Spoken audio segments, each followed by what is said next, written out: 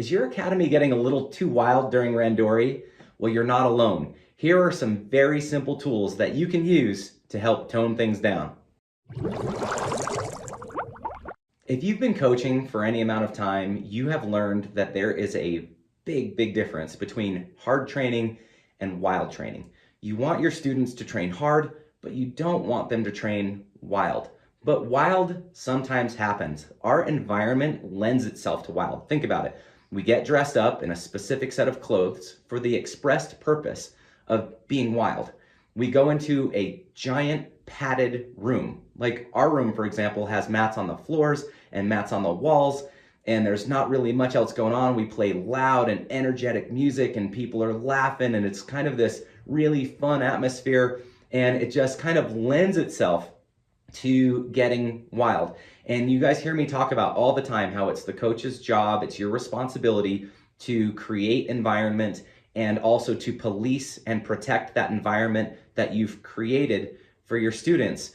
And I hate when people say like, this is what you need to do, but they don't actually tell you how to do it. So I just wanted to create a small video here and give you some tools that I give my coaches and professors to use that maybe you didn't think you had at your disposal. So the first tool at your disposal are your mat enforcers.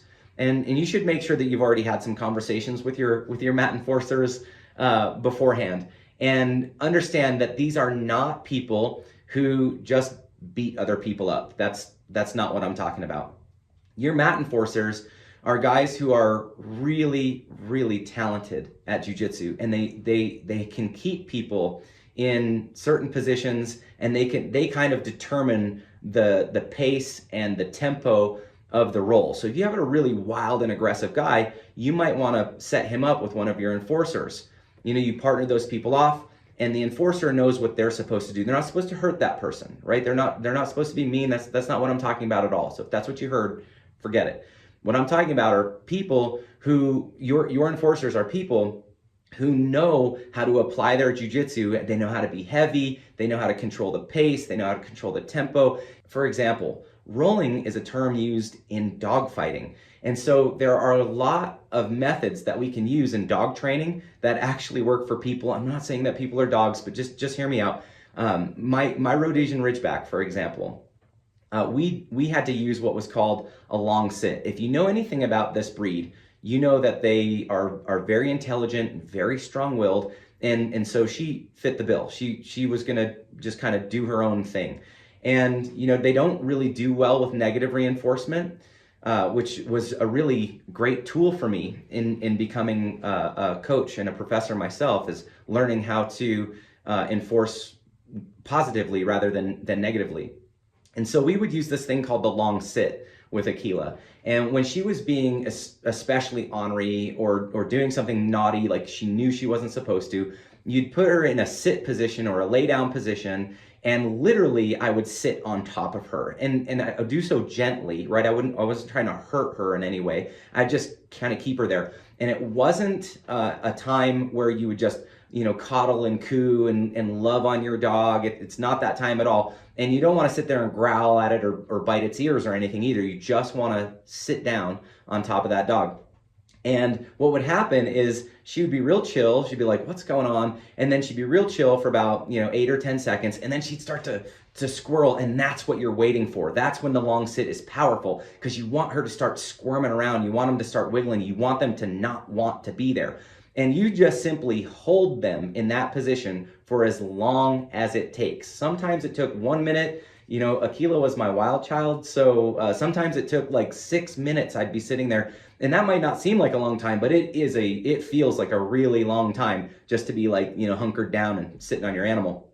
And I would just sit there until she would just relax and accept the fact that I was alpha, accept the fact that I was going to be there. But here's the thing about the long sit that was so good, is that once that long sit is over, she's free to get up and to move around. And so it taught her that it was in her best interest to behave. It was in her best interest to submit to me. Now, I could have used other methods and forced her to submit to me, but I would have never had her heart that way. What I wanted her to understand was that it's better for her. It makes more sense for her if she'll submit to me.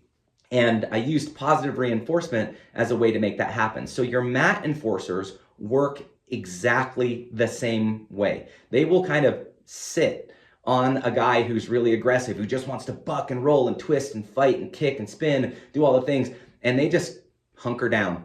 They just sit down on them. They're like, no, this is not happening. Because you don't want your enforcer to beat that person into submission. You don't want that person to just submit because they do so out of fear, because then you haven't won their heart. What you want them to understand is that this was their choice, and it's better for me if I behave this way. I have more opportunity if I behave this way. And in my opinion, that's the best way for correction to happen. Correction is best served when students don't know that it's happening. In fact, I love listening in the locker room when my students go in there, because I'll hear them talking to each other, and they'll say things like, man, the coach was being really hard on me today. I couldn't get away with anything. Or some guys are like, when we paired off, they wouldn't let me pair off with anybody except for coaches. I just rolled with coaches all day today. And still some other guys get it. They're like, man, those guys were being a little rough. I think maybe I was under the hand of correction today. And so some of them kind of get it. But my point is that the best correction is the correction that happens without somebody even knowing that it's happening. It's just a natural byproduct. And so for the enforcer, that's happening quite intentionally. But what experience that's creating for the person who's rolling underneath them is they're learning about, oh, this is what's appropriate and what's not appropriate. So again, just look no further than the animal kingdom. When you see lion cubs or a pack of dogs, they're nipping at each other, and they maybe grab each other's neck and pin them down for a second, and to you it looks aggressive, but those animals are using what we understand is meekness. It's controlled strength, and that's exactly what your enforcers do. They use controlled strength to course correct some of your cubs, so to speak. Another tool at your disposal is the intentional rest. So let's just say you're doing randori, although you could do this during a technique class as well. If you see somebody is rolling very aggressively and they're being a little hard on other students, during the next rest round, you can have them take the next rest. And if that doesn't drive the point across while everybody else is training, you can save their dignity, have a one-on-one conversation with them and just say, hey, what's going on? Is there something up? And how you feeling? Again, check in with them. Don't just come at them and say, hey, you're being aggressive today and people don't like you. That's not a good way to keep students.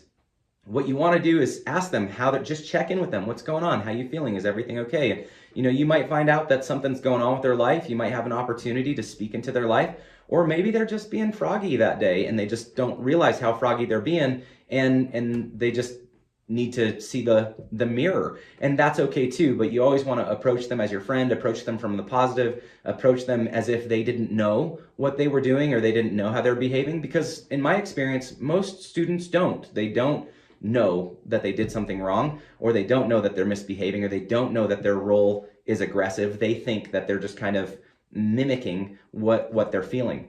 So it's a really good opportunity to check in with them. So use that intentional rest, or you can also use that intentional rest to pull one of the other coaches or one of the other professors, or if you don't have any other coaches or professors in the room, you can pull a trusted student to have them rest. And then let them know, hey, I'm not penalizing you with a rest. Everybody needs a rest, and that's okay.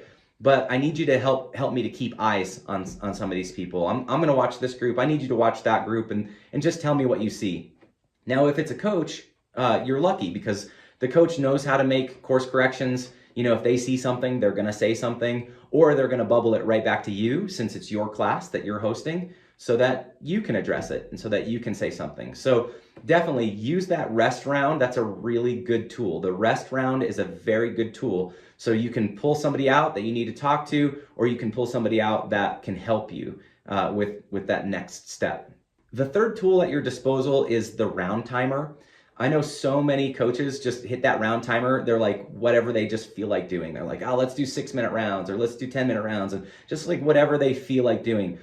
But again, at our academy, we do almost everything with great intent and great purpose. And so we use the round timer as a tool. For example, if you want your students to be working a specific thing, but they're not working it, like you showed them this technique, or professor has showed them this specific technique and nobody's working it, that means they're not confident in what they've learned. They're not confident in that new technique yet. I'm sure it was taught well, but maybe they didn't have enough time to practice it, or maybe they're not seeing very many openings. So you can set that timer to 1 minute or 3 minutes, and then set your students up in a position adjacent to the technique that you want them to do, and then tell them go. And then in 3 minutes, they have to move to that position and hit that technique and then reset.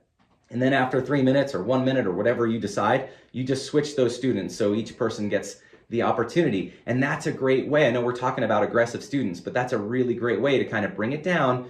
And because students will rely on speed and power and aggression when they run out of technique. When they run out of jiu-jitsu, they just do what they naturally think is the right thing to do. And for most men, that means aggression, and it means power, and it means speed and strength and anger and like those kinds of things. We use those to make up for our deficiencies in our confidence and technique. And so if you're seeing guys that are being just too froggy out on the mats, there's a good chance that they're just not confident in the other movements, the other techniques. And so whatever technique you guys have been working on that week, or whatever technique professor has been showing or you've been showing, it's a good opportunity to use that round timer for that specific purpose. Also, you can use that timer in a 6-minute round, or a 10-minute round, or a 12-minute round, or a 30-minute round. When you're using your enforcers, or you're on purpose putting students together for a specific reason. So let's say you've got two students that roll very, very well together, and you look around the room and you're like, wow, everybody is paired off with somebody that they roll very well together. Well, give those guys 10 minutes. Give them a nice long round to kind of explore their jiu-jitsu and to play in a safe environment. Also, you can use that timer in a way that helps to facilitate your rest rounds. So maybe you do 6-minute rounds, and since there's an even number, you don't want everybody off the mat for a big amount of time, so you do a 3-minute round every other round, so that students aren't out for 6 minutes and on for 6 minutes, and because sometimes that can be a little taxing. So use that round timer. It's a great tool. Probably my favorite tool to use is the extended workout or the extended warm-up.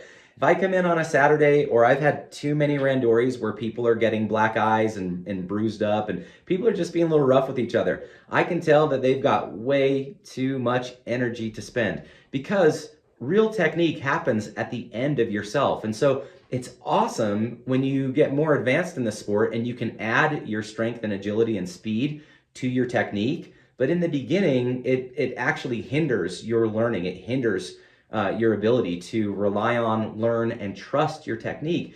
And so a good way to deal with that is to work these guys out until they are exhausted, and then let them roll. So make these guys do whatever it takes. It might take 20 minutes constant motion. It might take 30 minutes. It might take 500 push-ups. You're going to have to kind of decide the level of workout in your room. But this isn't a fundamentals class or a technique class. I'm talking about like a randori class where guys have come for the expressed purpose of rolling with one another. And if you think there's a potential for these guys to just get a little too froggy and be just a little too aggressive, you just work those puppies out till they're tired. And then when they're tired, then you set them to rolling. And then you can really watch the technique shine through, because they're gonna really have to rely on the things that don't cost them a lot of energy, and the things that they can't get away with. They might not be able to just press somebody off the top of them if they're on bottom side control.